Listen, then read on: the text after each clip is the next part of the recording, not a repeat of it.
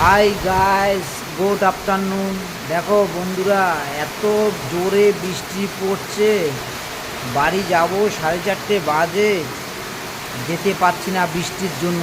কী লেভেলের বৃষ্টি পড়ছে গাইস, তোমরা শুধু দেখো, ঝমঝম আওয়াজ।